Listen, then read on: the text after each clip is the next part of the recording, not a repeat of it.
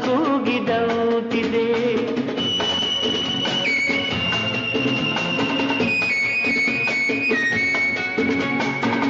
ಸೇರುವ ಬಾ ಆಗಸದಲ್ಲಿ ಎಂದು ಹೇಳಿದಂತಿದೆ.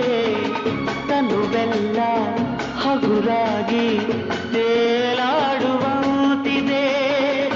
ಆಡುವಂತಿದೆ.